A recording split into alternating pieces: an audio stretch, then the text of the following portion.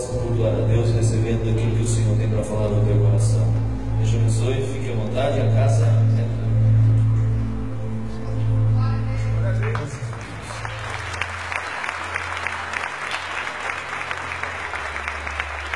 Abra sua Bíblia comigo no Evangelho segundo escreveu São Mateus, o capítulo é o de número 4. Vamos ler o versículo 18 a seguir. Está escrito assim: E Jesus, andando junto ao mar da Galileia, viu dois irmãos, Simão, chamado Pedro, e André, os quais lançavam as redes ao mar porque eram pescadores. E disse-lhes: Vinde após mim, e eu vos farei pescadores de homens. Então eles, deixando logo as redes, seguiram-no. E adiantando-se dali, viu outros dois irmãos, Tiago, filho de Zebedeu, e João, seu irmão. Estavam num barco com Zebedeu, seu pai, consertando as redes, e ele os chamou. Eles, deixando imediatamente o barco e seu pai, seguiram-no. E percorria Jesus toda a Galileia, ensinando nas suas sinagogas, e pregando o evangelho do reino, e curando todas as enfermidades e moléstias entre o povo. E a sua fama corria por toda a Síria, e traziam-lhe todos os que padeciam acometidos de várias enfermidades e tormentos, os endemoniados, os lunáticos, os paralíticos, e ele a todos os curava. E seguiam uma grande multidão da Galileia, de Decápolis, de Jerusalém, da Judeia e além do Jordão. Amém? Feche a Bíblia, coloque no banco, na cadeira, e pegue na mão da pessoa mais perfumada do seu lado. Ainda dá tempo. Aperte a mão da pessoa com carinho até ela falar aleluia. Pentecostal que não faz barulho está com defeito de fabricação, né? Tem algum pentecostal aqui nessa igreja? Então vamos orar.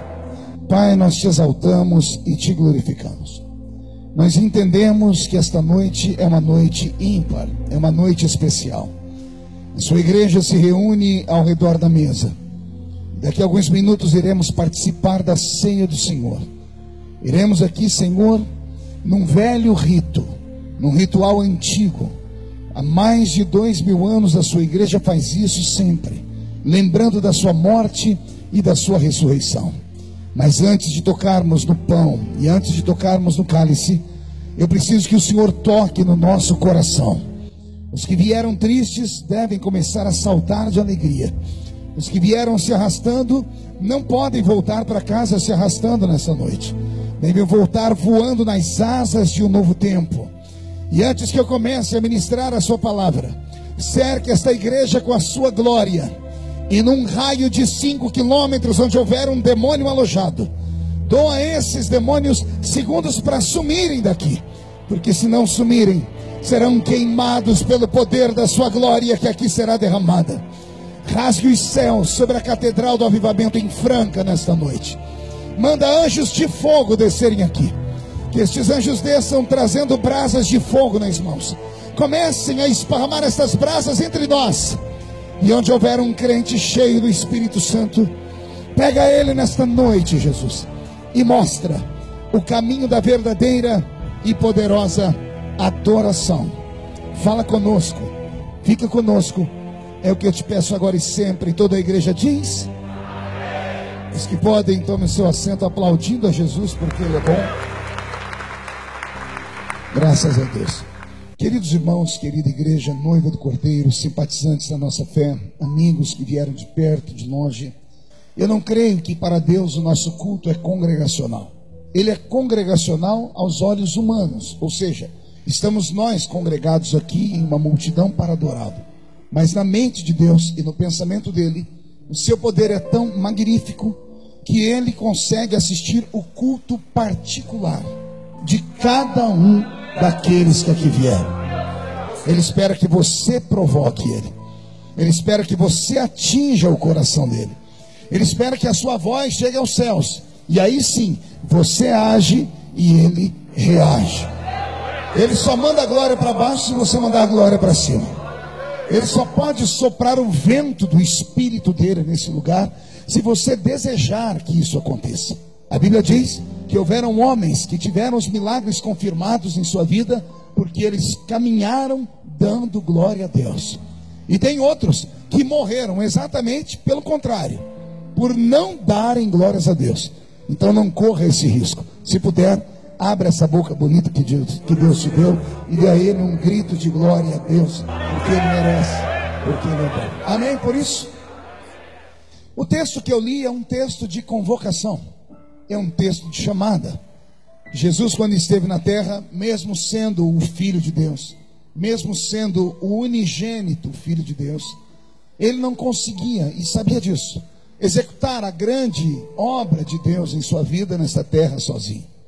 Para implementar na terra o reino dos céus, ele precisou vocacionar homens, precisou chamar seres humanos. Ele não chamou os pássaros, ele não chamou os peixes do mar, não chamou as bestas feras das florestas, não chamou o leão, nem o elefante, mesmo sendo eles poderosos e fortes. Para implementar o reino dos céus na terra, ele chamou homens e mulheres, pessoas de carne e osso. Nenhum deles era super-homem, nenhum deles tinha estigma de ser uma mulher maravilha. Todos eles eram seres humanos. Isto aqui vale um ensinamento. A palavra ser humano, ou seja, as duas palavras ser humano separadas por um hífen, elas podem ser traduzidas de outra forma. O que é um ser? É uma entidade sem corpo. Isto é ser. O ser é uma entidade que existe e ele não habita em corpo algum. Mas nós não somos apenas seres, somos seres humanos. A palavra humano vem de humus, e humus vem de terra, barro. Em uma tradução mais pequena, humus é esterco, ou seja, aquilo que vale pouco ou quase nada. Então, o que é um ser humano? É uma entidade que habita dentro de uma terra, de um corpo feito de terra. Por isso que a Bíblia nos chama de vaso. Não há entre nós aqui nenhum desses que possam dizer que são como X-Men, que têm superpoderes. Nós temos aqui apenas homens e mulheres que, se não for a misericórdia de Deus, e se não for o toque da boa mão dele, seria quase que difícil, ou quase que impossível tirá-los de dentro de um labirinto, do labirinto da culpa, do labirinto da sua alma.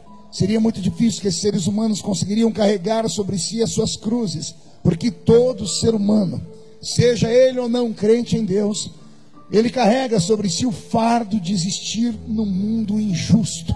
E a injustiça, ela é inerente à cor, à raça. A injustiça às vezes brota do nada na vida de todos os seres humanos.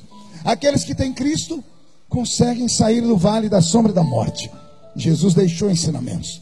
Quando você tiver um problema, entra no seu quarto e fecha a porta atrás de si, e fale com seu pai que está em oculto, e ele vai lhe ouvir e vai lhe socorrer. Nós temos esse lugar de apoio. E quem não tem? Aquele que não tem Cristo, ele precisa extravasar o seu sofrimento, o seu estresse, a sua dor, ou em um copo de cachaça, ou às vezes em uma carreira de cocaína, ou em barbitúricos, ou em drogas, e não apenas drogas ilícitas, ou como remédios, como Rivotril, Lexotan e outros mais. Às vezes, na ausência do efeito da droga, na ausência do efeito de uma briga, porque o estresse também leva a pessoa a brigar, e quando ela briga, ela se desestressa, a pessoa pega e vai para o último recurso, que é o suicídio. O homem sem Cristo não suporta existir nesse mundo às vezes. É por isso que muitas vezes vemos pessoas que aos olhos humanos não tinham razão alguma para se matar, como artistas de Hollywood, como artistas da Rede Globo. De vez em quando somos pegos de surpresa. Morre um artista de Hollywood encontrado dentro do seu quarto, morto com uma overdose. Aí começamos a nos questionar como, por exemplo, aquele ator que fez ele fez o último filme do Batman. Ele fez o Coringa. Ele desenhou uma cicatriz no rosto. Aquele garoto tinha 22 anos. No auge dos seus 22 anos, gravou filmes que entraram para a história de Hollywood. E de repente é encontrado dentro do seu quarto, morto, por causa de uma overdose. E aí todos os seus amigos, que são atores como ele, as atrizes, a mídia impressa, os seus fãs, começam a questionar: por que se mata? Por que se matou? Por que drogas? Se é bonito, se é famoso, se tem tudo que a vida pode oferecer. Pois bem, o ser humano não tem nesta vida tudo o que ele precisa. Aos olhos humanos, o que nós precisamos, a terra pode produzir, mas a terra não pode produzir tudo que nós precisamos.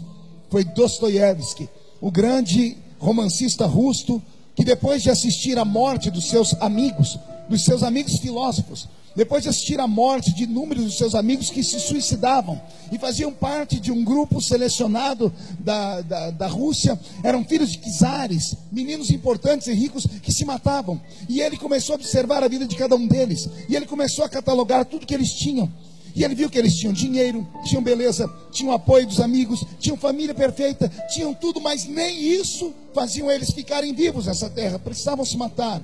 Então ele descobriu que faltava na vida deles uma coisa, e foi ele que escreveu essa frase: todo ser humano tem dentro de si um vazio do tamanho de Deus. Compreendeu ou não?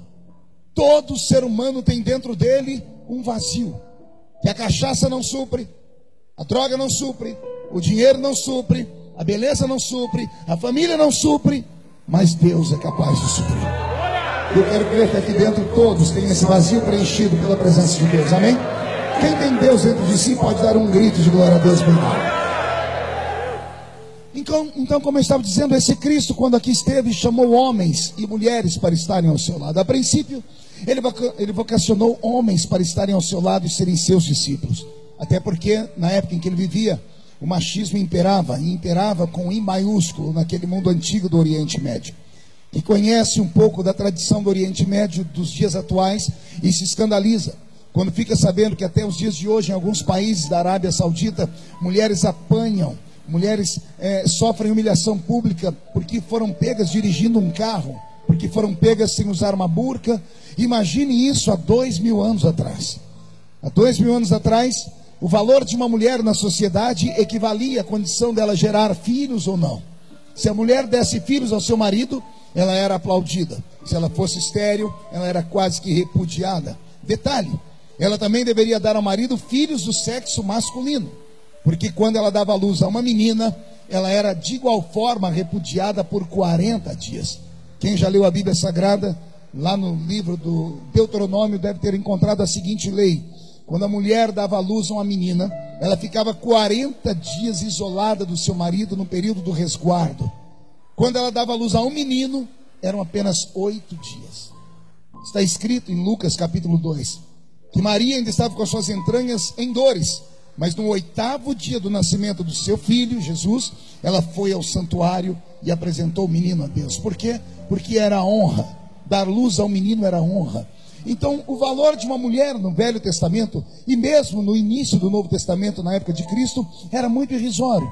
Havia um mundo extremamente machista. Por isso, os discípulos de Jesus são catalogados como homens. Mas nem mesmo esses homens puderam ofuscar a existência de uma Maria Madalena. Não puderam ofuscar a existência de uma Marta e Maria, irmãs de Lázaro. Aliás, quando ele ressuscitou, é graças a elas que a história da ressurreição chegou a nós. Mesmo o mundo sendo machista, Jesus não fez vistas grossas às mulheres, trouxe elas para perto deles. Mas, para que se cumprisse a lei do seu tempo, como líder religioso, ele só poderia ter à frente da sua religião homens. Então ele escolhe homens, ele escolhe 12 homens. Quantos homens eu disse? 12. Não ouvi?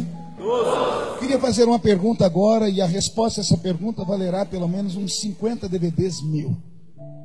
Repita para mim aí, ou melhor, diga para mim o nome dos 12 discípulos sem olhar a Bíblia. Alguém tenta? Estou vendo os irmãos tentando lembrar. Alguns estão balbuciando. Não, Zacarias não era, nem Isaías. Alguém consegue lembrar o nome dos 12? De cor e salteado? A gente não consegue lembrar o nome dos 12. Se você perguntar para mim, que sou pregador, e estou pregando esse sermão, não dou conta de lembrar os 12. Mas calma aí, esses 12 foram os pilares da igreja. Esses 12 iniciaram o cristianismo. Esses 12 fundamentaram a nossa fé. Esses 12 homens foram importantíssimos, porque graças a eles o evangelho se esparramou. É claro que no meio do caminho nós vamos encontrar um Judas que trai o Senhor, que se suicida, mas mesmo traindo o Senhor, ele não é repudiado, ele se repudiou. Porque o dia em que ele traiu Jesus e deu um beijo na face de Cristo, Jesus não despediu xingando, Jesus segurou ele e chamou ele de amigo. Ou seja, mesmo sabendo das suas dores, das suas crises e das suas fraquezas, o Senhor não repudiou. E aqui eu aprendo uma coisa muito linda. Pergunte o quê? Só falo se todo mundo perguntar. As igrejas às vezes repudiam alguns membros quando esses caem e pecam. Mas as igrejas esquecem que quem morreu por eles na cruz não foi ela, foi ele. A igreja se escandaliza com os erros dos homens, mas Cristo nunca se escandalizou com o erro de ninguém, porque ele não era apenas homem, ele também era Deus. E como Deus, ele sabia exatamente quem era cada um deles. E mesmo sabendo das suas fraquezas, das suas dificuldades, ele fez com eles um pacto, ele trouxe eles para perto deles. Ou seja, o Senhor Jesus tem nesses 12 homens a revelação de que o amor dele é exatamente para aqueles que não podem tudo, para aqueles que não são tudo, para aqueles que caminham pelo vale da sombra da morte, que se levantam, caem, escorregam, se sujam, pecam, e etc, etc, e etc. Digo isso porque geralmente as igrejas querem pessoas perfeitas. Lugar de gente perfeita não é igreja evangélica. Lugar de gente perfeita é na maçonaria, ou no Lions Club, ou no Rotary Club, porque os melhores da sociedade são escolhidos a dedos para estarem ali. Igreja não. Igreja é como uma curva de rio. O que não presta, vem para cá. Só que vem para cá sem prestar nada, mas se entregar a vida para Jesus, antes de sair da mesma reunião que entrou sem prestar nada, sai valendo mais do que o ouro e do que a prata, porque pode ser transformado pelo sangue de Jesus Cristo derramado na cruz do Calvário.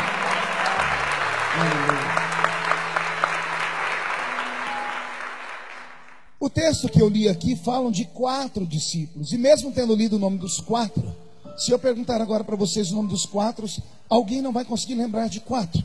Mas 3 desses está memorizado na mente de todos. Aliás, tem um trio, né? Um trio de discípulos que eram famosos. Toda vez que a gente pergunta, a igreja fala de cor. Quer ver? Quais são os 3 discípulos mais famosos de Jesus? Olha aí, por que esses a gente conhece? Por que a gente não consegue lembrar os outros 12? Os outros 9? Por que nós não conseguimos lembrar o nome de todos? Ah, pastor, é porque... Não é porque. Não é uma resposta simples de ser dada. Porque você não tem uma memória tão ruim como você pensa. Se eu pedir para você o nome de profetas, você vai citar inúmeros aqui para mim. Se eu pedir para você recitar salmos, você vai recitar salmos de cor. Alguns crentes são capazes de falar os 66 livros da Bíblia, de trás para frente, de frente para trás. Alguns são capazes de contar a história, algumas delas com riquezas de detalhes. Mas por que é que nós não memorizamos o nome de todos os discípulos? Mas por que esses 3 a gente se lembra sempre? Agora, se eu perguntar desses 3, qual era aquele a quem Jesus amava? Todos vão conseguir explicar. Todos vão conseguir dizer. Qual é o nome dele? Não entendi. Mas aí eu faço uma pergunta: Deus faz acepção de pessoas? Sim ou não? Não? Deus não faz acepção de pessoas para chamar para a salvação. Para salvar, Deus salva o grande e o pequeno, o rico e o pobre, o negro, o branco, o asiático. Deus salva o gordo, o magro, o feio e o belo. Deus salva o senhor e o servo. Para salvar, não há acepção de pessoas. É por isso que todos nós estamos aqui. Agora, por que se todos nós fomos salvos pelo mesmo sangue, fomos vocacionados pela mesma cruz, se todos nós vamos morar no mesmo céu, por que vocês estão aí e eu estou aqui?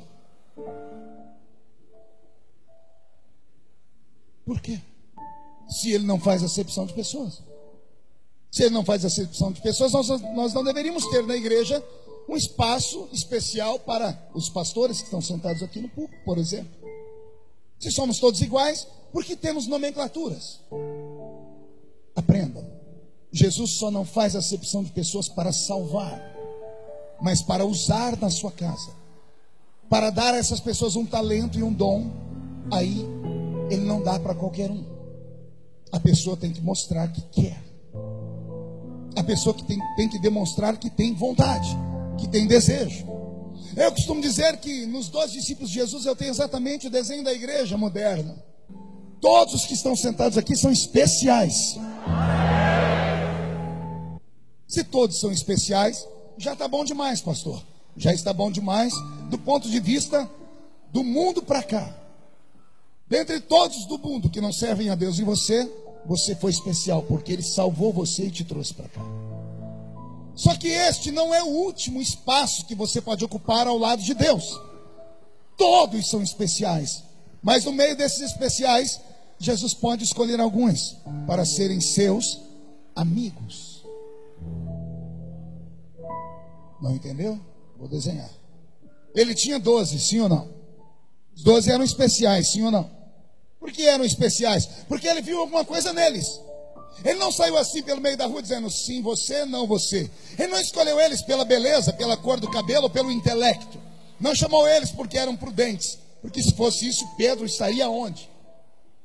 Ele não chamou todos porque tinha um anel de formatura, porque o único estudado da patota toda era Mateus, Levi, que aprendeu aos pés do Dr. Gamaliel e cobrava impostos porque era formado em economia. Se ele fosse chamar as pessoas pelo caráter, ele nunca teria chamado Judas. Então ele escolheu esses homens para estar perto dele. Por quê? Porque mesmo sendo defeituosos, havia alguma coisa neles que chamou a atenção dele.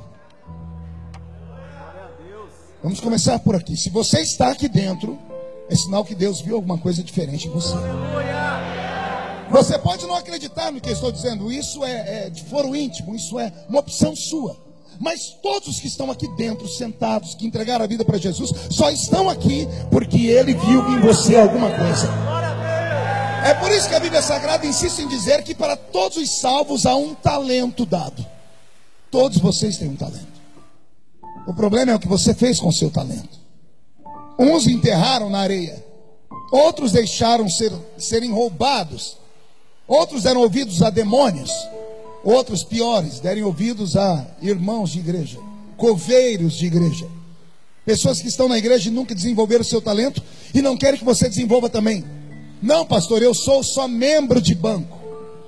Membro de banco, como diziam os velhos pregadores, membro de banco é verniz, prego, tinta, madeira, hoje plástico, ou almofada, como você está sentado aí. Isso é membro de banco. Aqui não tem nenhum membro de banco.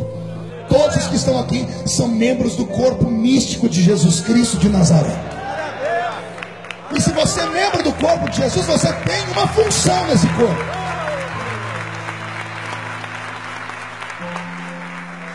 Pastor, calma aí, se eu faço parte do corpo, qual é a minha função? Descubra você. Será que você faz parte da mão, dos pés, do tórax, da cintura, dos joelhos, dos braços, do antebraço, do pescoço? Você só não é a cabeça, porque a cabeça é Cristo. O restante você faz parte do corpo. Ah, pastor, eu faço parte da mão. Que bom. Você faz parte dos dedos? De qual deles? Por que é que você acha que a Bíblia Sagrada diz que existem 5 ministérios estabelecidos? E Ele mesmo deu uns para pastores, evangelistas, profetas, apóstolos e doutores. 5. Cada um deles cabe dentro de um dedo desse aqui. Cada um tem a sua função. O problema é que alguns que estão como membros da mão só não podem ser a unha, porque quando ela cresce tem que ser cortada, parada e jogada fora. Senhoras e senhores, eu queria que vocês entendessem que igreja não é um ambiente apenas onde você senta para ouvir. Aliás, crente que depende só de culto para ser crente está perdido. O homem moderno mal consegue ir na igreja 2 vezes por semana. 1h30 de culto. São 3 horas por semana. Não, pastor, é o suficiente. Quem aqui já entrou em escola de inglês para aprender inglês aqui? Levante a mão. CCA e os outros nomes. Eu já entrei. Pense numa coisa que não presta para nada. Porque você tem 2 aulas por semana. 2 horas cada aula. Aí você passa 5 anos na aula de inglês. Aí quando alguém vai conversar com você, você trava. A única coisa que sai é how are you?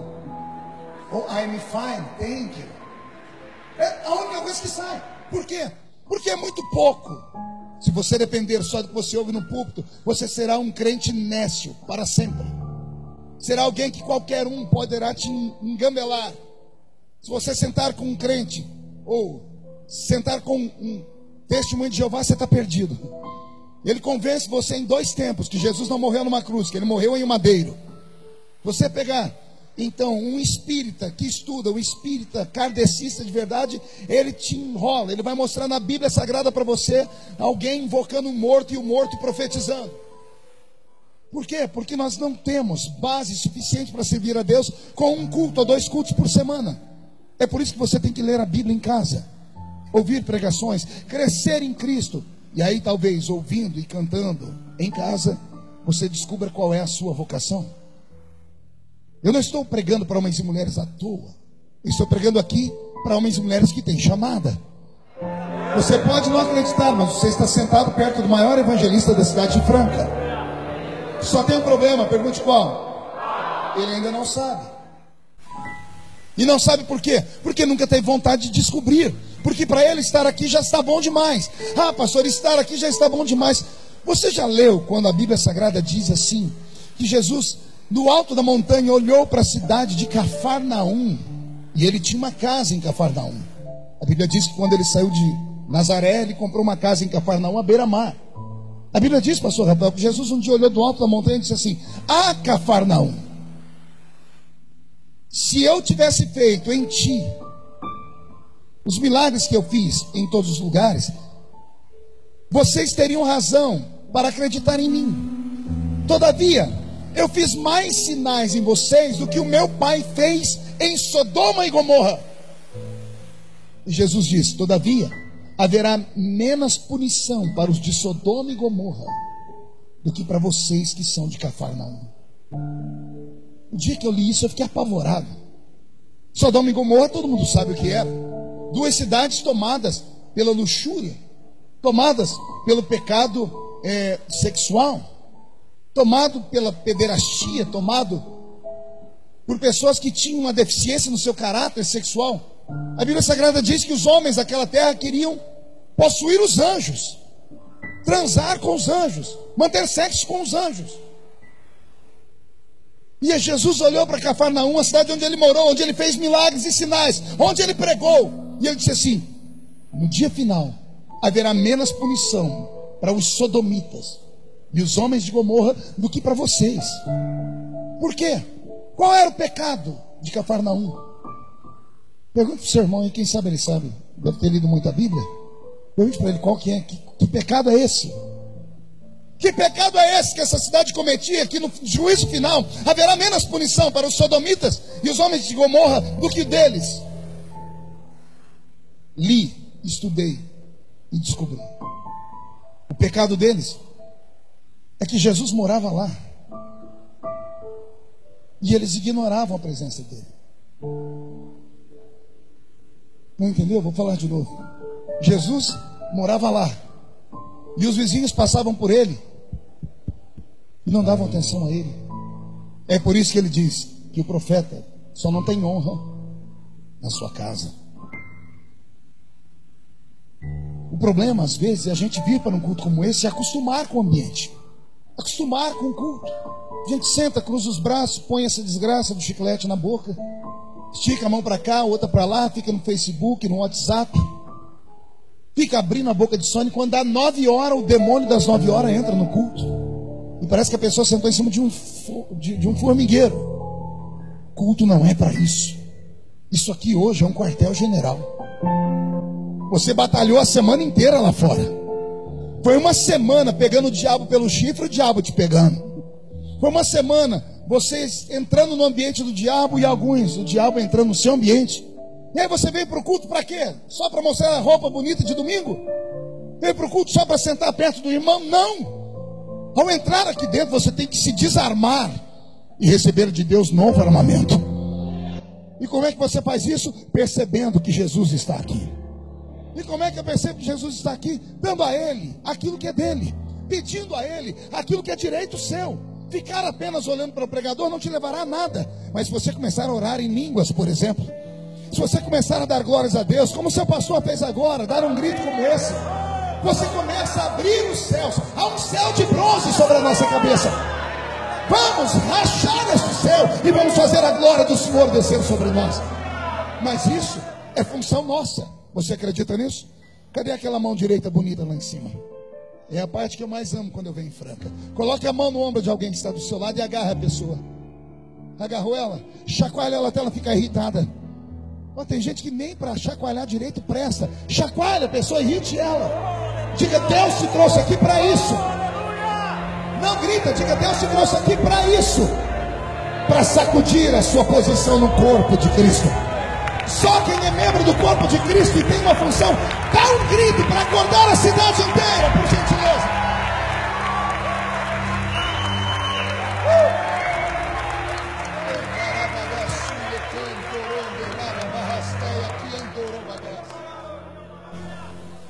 Somos pentecostais ou não somos?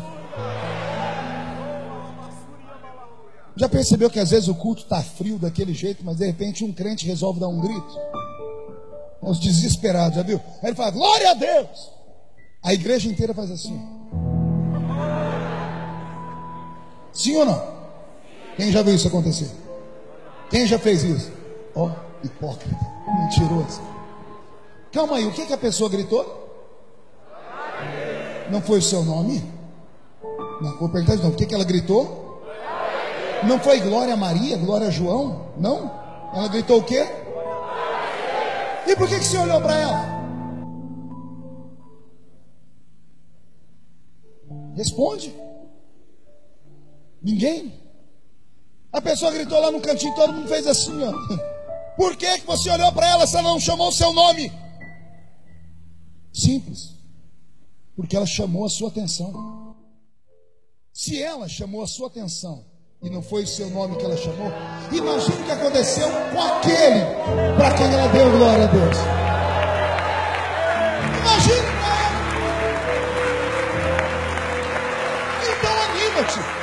Ah, pastor, mas a pessoa que está aqui do meu lado hoje é o doutor fulano de tal. Diga ao doutor fulano de tal que você não se envergonha do evangelho de Cristo, porque ele é o poder de Deus para a salvação de todo aquele que nele crê. É muito engraçado ver você quietinho aqui, olhando para mim aí como se fosse um bibelozinho. E lembrando que quando você não era crente, ia lá no show do Zezé de Camargo. E quando ele começava a cantar, ou quem sabe você foi ontem em São Joaquim da Barra, seu filho do Todo-Poderoso. E quando Zezé estava cantando, a senhora esqueceu que era crente e disse assim: ai, lindo, fofo. Já percebeu o que acontece quando as mulheres gritam para o cantor? Não? O Zezé tem 1,5 metro de altura. Você começou a gritar lindo, fofo, ele faz um olhar assim. Ele encarna um Julio Iglesias misturado com Arnold Schwarzenegger. Ele cresce, ele pensa que ele é o tal. Por quê? Porque aquele grito, senhora e senhor, foi um louvor. Por isso ele cresceu. Alguém se lembra quando foi num jogo de futebol? Quando o artilheiro chuta a bola nem entrou lá na rede, não atravessou o travessão ainda, mas ele sabe que vai atravessar. Ele chuta e dá meia volta. E ele anda de cabeça baixa? Sim ou não? Ele faz o quê? Ele abre os braços e vai para onde? Para a torcida dele. Quando ele abre os braços e levanta assim, o que a torcida faz? Grita. Quando a torcida grita, ele que fez um gol quer fazer 50. Agora, quem já assistiu também aquele jogo que não está dando nada, mas geralmente tem um guerreiro no campo, está tudo dando errado. Esse guerreiro vê que está todo mundo em silêncio, ele vai lá para a plateia e faz assim. Quem já viu isso? E o que é que o time, e o que é que a plateia começa a fazer? Vai, ensaia. Começa a gritar. O que é que ele está pedindo? Está pedindo empolgação. A empolgação é o quê? Louvor. Toda vez que você abre a sua boca e libera o som procura o alvo. Você já esteve num shopping com muita gente fazendo barulho? As pessoas estão gritando, crianças andando. Você está escutando, você não está ouvindo. Você só ouve quando alguém no meio da multidão diz assim: Maria! Aí você olha para trás. Não é assim. Por quê? Porque o som busca o alvo. Quando você diz na terra, glória a Deus,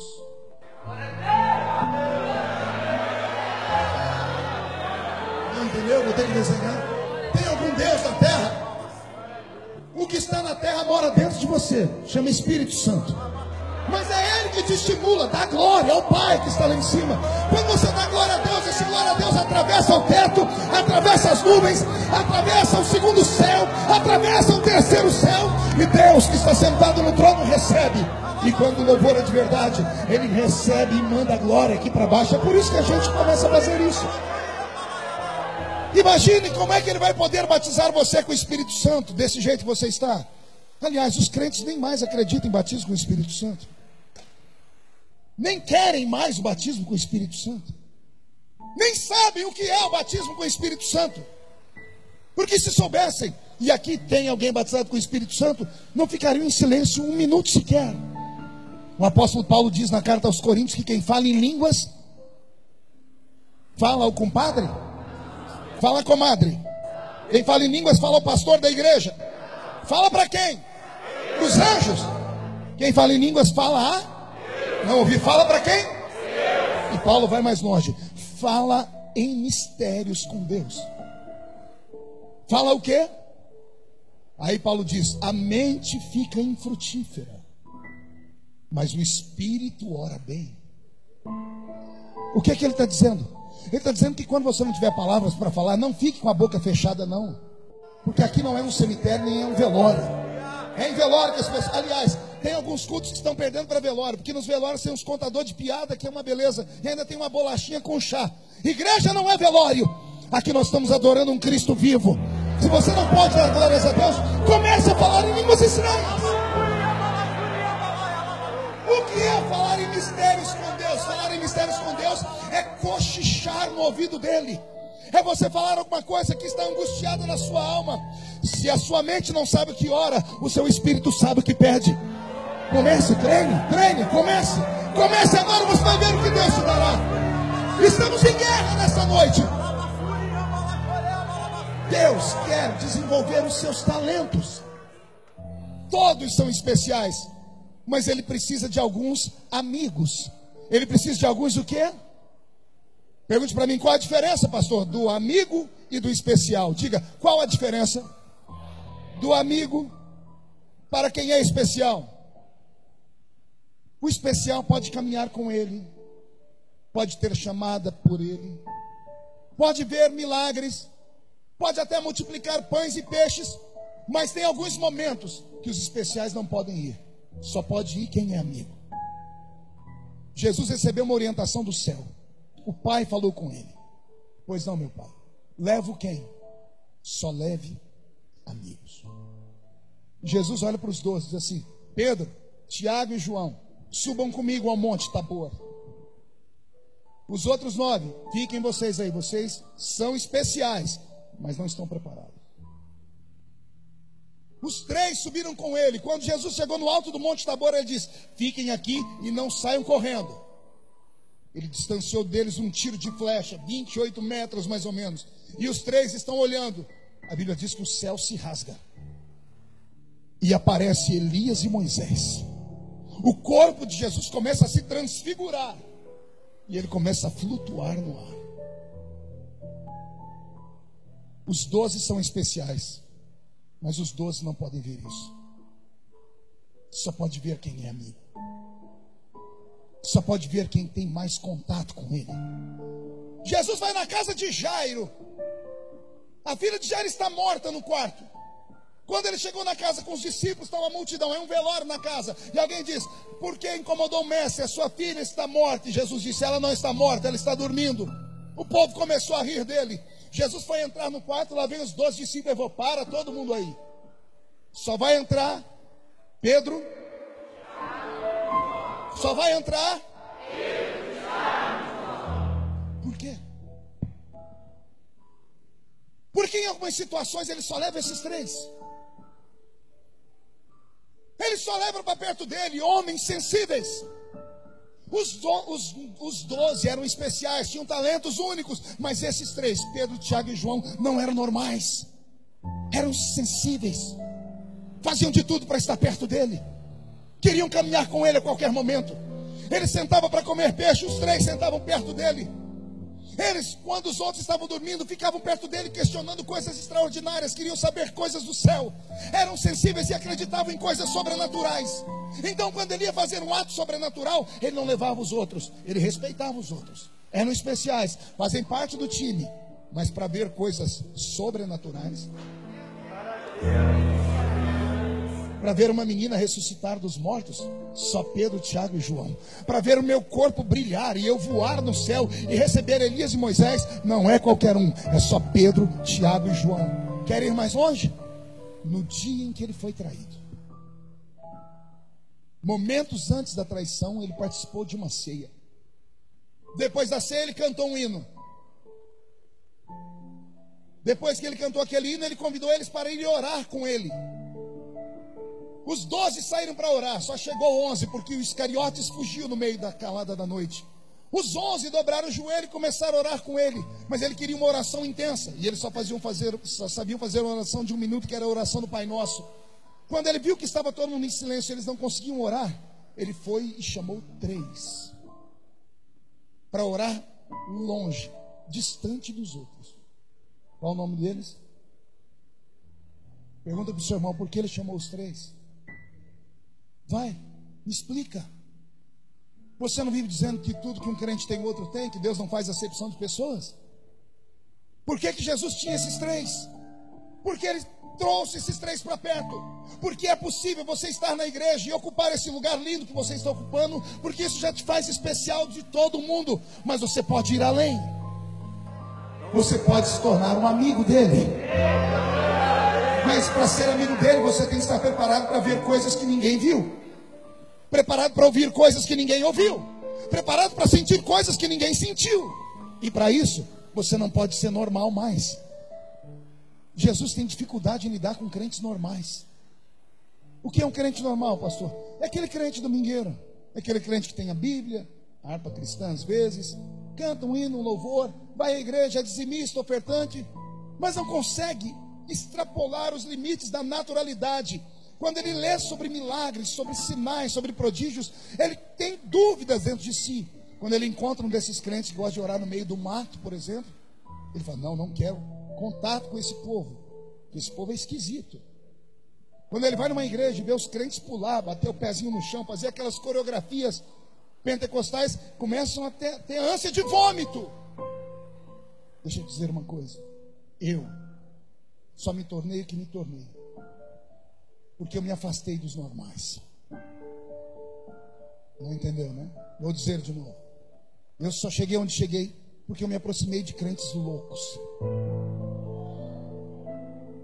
A mãe do pastor Rafael me adotou em oração. Eu ficava mais na casa dela do que na minha mãe. A minha mãe tinha ciúmes da mãe dele, porque a mãe dele se tornou mãe de oração minha. Por quê? Porque eu sentava com ela e com o pai dele, e eles me ensinavam coisas sobrenaturais. Eles falavam para mim que anjos existiam. Eles falavam para mim que eu podia falar em línguas e ir além. Eu podia interpretar as línguas que eu falava. Eles falavam que Jesus podia tomar a minha boca e eu falar em nome de Deus em profecias.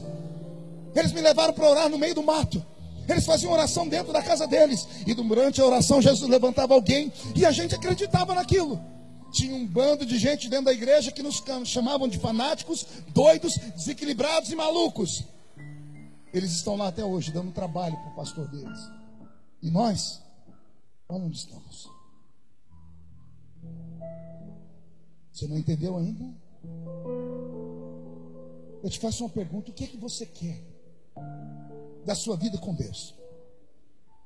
Está satisfeito de vir e sentar aqui nessas cadeiras e ouvir um louvor lindo, de ver um pastor jovem que tem uma sabedoria imensa? Hoje é o dia da ceia, uma vez por mês, que coisa linda, vamos participar da Santa Ceia. É só isso que você espera do reino? Deus espera mais de você. A cidade de Franca está morrendo. 400 mil habitantes. Temos 40 mil crentes em Franca? 10% da sociedade? Não. Quer dizer que se Jesus Cristo voltar agora, menos de 10% de uma cidade desse tamanho vai subir ao céu e o restante vai ficar tudo para a mão de Satanás. É isso que nós estamos dizendo? Porque a sua família não se entrega a Cristo? Porque os seus amigos não querem vir à igreja? Porque você é igualzinho a eles. Você só é crente aqui dentro. Você tem vergonha de falar de Deus lá fora. tem vergonha de repartir a Bíblia com seus amigos. Você tem vergonha quando passa um pregador gritando, alguém pergunta, você é daquela igreja dos gritadores? Você abaixa a cabeça. Deixa eu te dizer uma coisa, isso não escandaliza pecador. Barulho não escandaliza pecador. O que escandaliza o pecador é pecado escondido, mau testemunho lá fora. Barulho de igreja nunca assustou ninguém. Se fosse assim, as Assembleias de Deus não teriam crescido no mundo. Só as Assembleias de Deus têm no Brasil 20 milhões de membros. 20 milhões de pessoas que viveram até uns dias atrás com doutrinas pesadíssimas. Mas as doutrinas pesadíssimas deles parece que um pouquinho melhor do que a nossa liberalidade. Eu venho de uma igreja que não deixava a gente bater palma de jeito nenhum. Hoje eu começo a entender o porquê, pastor Rafael. Eu me lembro até do irmão Vídeo falando assim, ó, quem bate palma, esquenta as mãos. Mas quem dá glória a Deus, esquenta o coração. Entendeu, né? Às vezes o cantor, ou o pregador, ou o pastor libera uma palavra linda. Quando você aplaude, você caminha numa linha muito tênue entre adorar a Deus e adorar o homem. Você entendeu isso ou não? Quando você aplaude o pregador ou aplaude o cantor, a linha que separa entre a adoração a Deus e o talento do homem é muito tênue. Talvez seja por isso que o Espírito do Senhor se cala no nosso meio. Mas quando você dá glória a Deus, não tem erro. Não entendeu? Vou falar de novo. Quando você dá glória a Deus, não tem erro.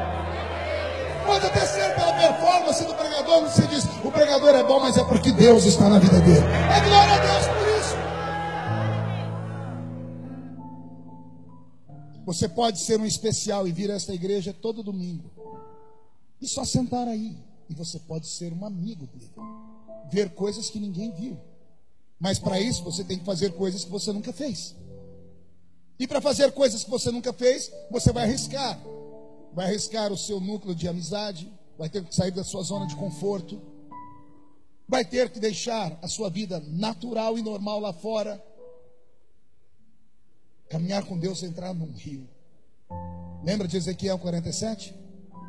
Tem água pelos pés, tem água pelos joelhos e tem água pelos lombos. E mais, tem águas que não dá para atravessar a não ser se mergulhar. Olha como Deus é bondoso. É Ele dizendo para você, o que é que você quer? Quer água pelos pés só? Ser crente sentado aí? Já tá bom, estou com água pelos pés, estou num lugar, não morro mais seco. Agora, quer água pelos joelhos? Tem que entrar mais no fundo. Só que aí também você não consegue mais andar igual antes. Com água pelos pés dá para correr. Já tentou correr com água pelo joelho? A água te prende. Mas ainda mesmo assim você consegue andar. Agora já imaginou quando você está com água pelos lombos? Já tentou correr dentro de uma piscina ou dentro do mar? Não dá, porque a água te prende. É o Senhor dizendo, quer mais de mim? Vai ter que ficar preso em mim. Se vier, conhece coisas que não conheceu antes. Não é que Deus está desprezando alguém, jamais. Eu acho que Deus só me trouxe hoje, nesta noite, para dizer a você o que é que Ele tem para você. Porque às vezes a pessoa não busca porque não sabe que tem. Agora deixa eu te dizer, existe talentos, existem dons. Você pode estar sentado perto de um homem ou mulher que tem o maior dom que o mundo ainda não viu. Dom de curar os enfermos. Mas por que eu não curei ninguém, pastor? Porque você ainda não teve coragem de orar. Pastor, por que eu nunca profetizei? Porque você nunca teve coragem de pedir.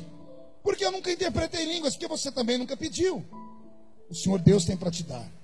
É você que escolhe. Quer ser só um especial ou quer ser amigo? Só que existe ainda um outro nível, e eu termino aqui. Existe o nível da intimidade. 3 níveis: especiais, amigos e íntimo. Jesus tinha 12 especiais. Dos 12 ele escolheu 3 amigos. E dos 3 ele tinha um que era íntimo dele. Por que João era íntimo dele? O que fez João se destacar de todos? Um ato. Um ato que colocou em xeque a vida dele. Imagine num tempo onde homem nem olhava para homem, não pegava na mão de homem. Imagine nesse tempo um homem resolver colocar a cabeça no peito do outro publicamente. Porque era isso que João fazia. João já ficava perto dele. Teve um dia que ele falou: não, eu quero mais. E ele encostou a cabeça no ombro. Jesus não falou nada, ele ficou. Aí ele foi além. Já que Jesus não falou nada, que ele está com a cabeça no ombro de Jesus, João colocou a cabeça no peito dele. E Jesus nunca o repreendeu.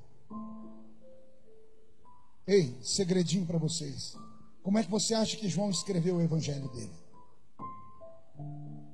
Alguém já leu o evangelho de João? Não é normal. Todo evangelho começa com a genealogia, com uma história. O de João começa com a palavra sobre-humana. No princípio era o verbo. O verbo era Deus. Tudo que existia foi feito por meio dele. Sem ele, nada do que existe existiria. Ele veio para os seus, mas os seus não receberam. Mas a todos quanto receberam, deu-lhes o poder de serem feitos filhos de Deus. Agora olhe para mim. João e Pedro eram sócios de pescaria.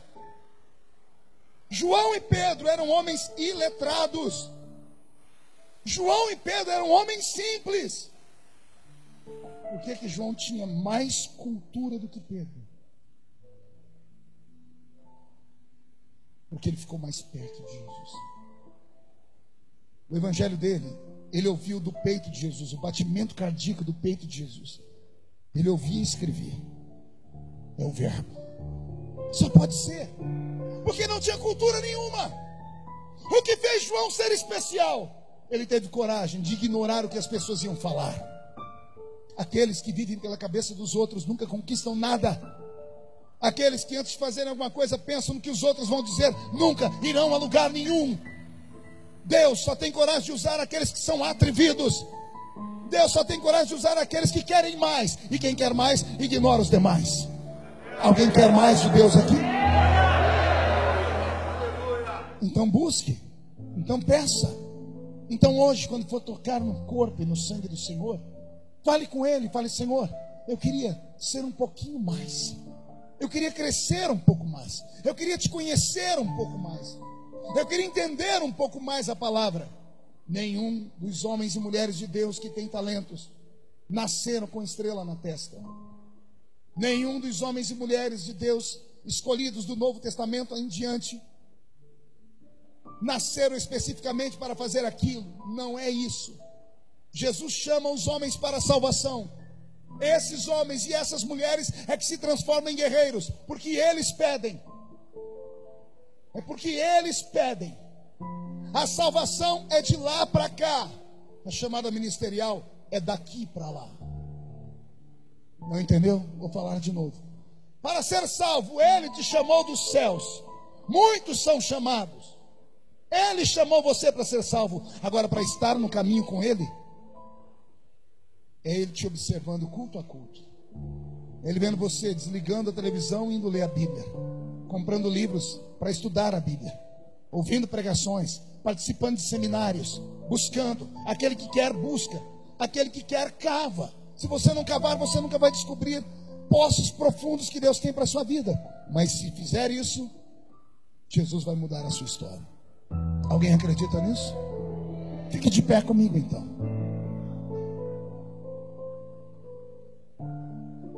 Pegue na mão de quem está do seu lado. Aleluia. Feche seus olhos e imagine a seguinte cena. Deus está te olhando. E Ele está esperando você agir. Está esperando você pedir. Está esperando você clamar. Ele tem na mão direita presentes para te dar, na esquerda dons para te dar. Mas Ele só vai dar se você pedir. Pede, grita, implora, chora, ore, reage, bate na porta até a porta se abrir. Cantorou teravas,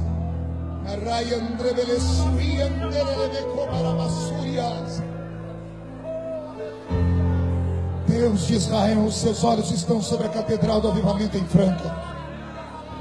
Deus de Elias, Deus de Daniel, Deus de José, Deus de Esther, Deus de Ruth, olhe para este santuário.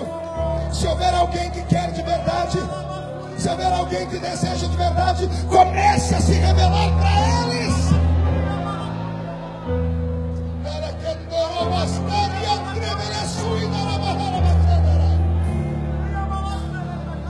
Traz o céu sobre nós nesta hora, meu Pai. Mostra, Senhor, que homens e mulheres podem ser seus amigos. Senhor, eu não quero só caminhar contigo, eu quero ir ao Monte Tabor. Eu quero ver o Senhor brilhar como o sol. Eu quero ver a ressurreição dos mortos. Onde houver alguém pedindo dons, derrama dons sobre eles esta noite.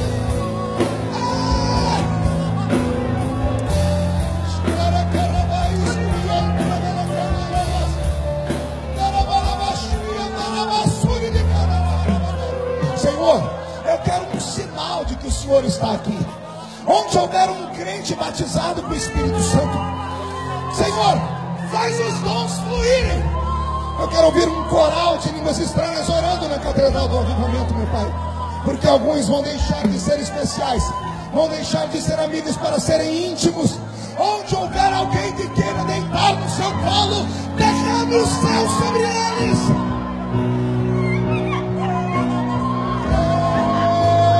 Quem já pisou no Santo dos Santos, em outro lugar, não sabe viver.